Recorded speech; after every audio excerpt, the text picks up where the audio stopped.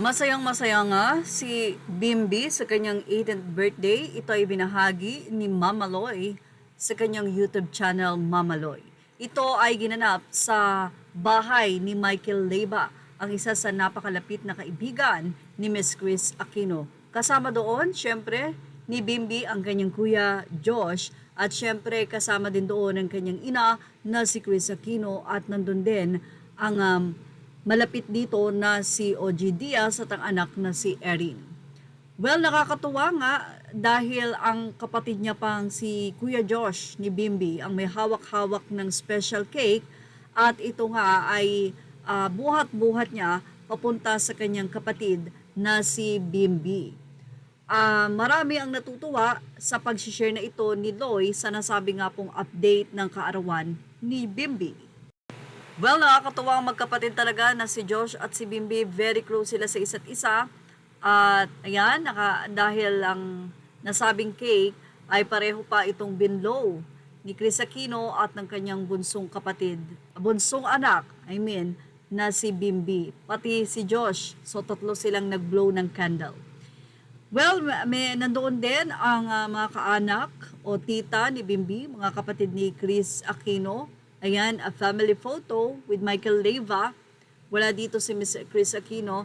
At syempre, napakarami ring cake na kailangang i-blow nitong si Bimbi. Nakakatuwa din dahil nagbigay ng mensahe si Bimbi. Sobrang nagpapasalamat daw siya sa mga nag-host ng nasabing kanyang kaarawan. Meron pa nga doon sinabi na parang party-party, something like that. And ayaw yata nitong si Chris Aquino na nagpa-party-party itong si Bimbi. At sabi nga niya, no, magagalit daw si mom niya. And he promised that hindi siya gagawa ng mga bagay na ayaw ng mom niya. Kaya naman puri-puri talaga itong si Bimbi. Sobrang bait na bata. At dito pa lang ay super blessed na nga si Chris Aquino sa pagkakaroon ng anak na napakabuti. Narito naman ang pagbati kay Bimbi ng mga komento sa nasabi nga pong update ni Mama Loy sa kanyang YT. Say ng mga netizen kay Bimbi, I am so proud to Bimbi. He's such a loving person, napaka-humble and respectful. I will always light a candle for Chris' recovery, pati sa prayers of the faithful. My fervent wish is to see her host a show for ABS-CBN or a vlog with OG Diaz. Thank you, Mama Loy.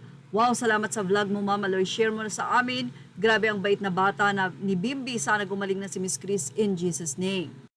Happy birthday, Bimbi! You are a very contagious. You are always smiling. I always include Miss Chris on my prayers. Maybe that God heal you and give you more years to be with your kids.